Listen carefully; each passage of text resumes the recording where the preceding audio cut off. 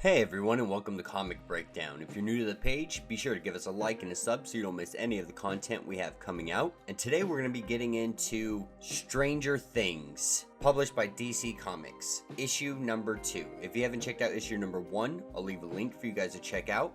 And without further ado, let's dive into Adam Strange. Alright, so with our last issue, Adam Strange came to Batman and asked him for help. Like, I need your help to prove I didn't kill somebody. Batman, thinking that he's too close to the situation, decides to enlist the help of Mr. Terrific. Now, this issue picks us up on Rann, and it's him, his wife, and his daughter. Now, previously, he said his daughter had died. Well, at least in his book, that is what it portrays.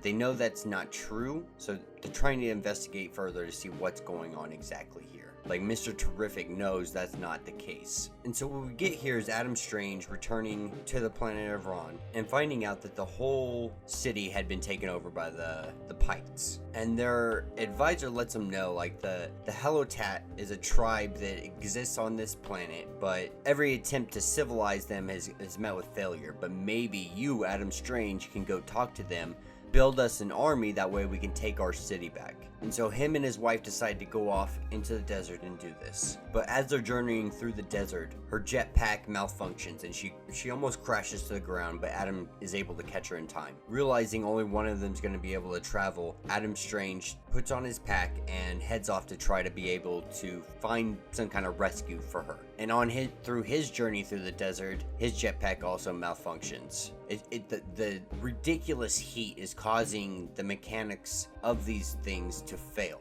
And so he goes crashing into the sand. And presumably looking dead, a creature of the desert comes to try to eat him, and he pretty much puts a bullet in it, and it helps him get him through. And it almost seems as if he's not gonna make it. He's looking ragged and rough and just beat up by this desert. But he finally arrives at the Hellotats, and he pretty much is like, listen, my name is Adam Strange, my wife is dying in the desert, and so help me, if you don't go save her, I'm gonna kill every last one of you.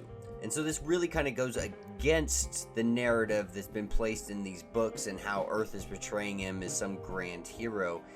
He's seeming more like somebody that's just willing to do whatever it takes, whenever it takes. And so we pick up with Mr. Terrific. And Mr. Terrific is really unique in his own way. He's constantly having his T-spheres quiz him on random questions, from art to literature to mathematics. It is constantly keeping his head sharp from the minute he goes to sleep to the minute he wakes up.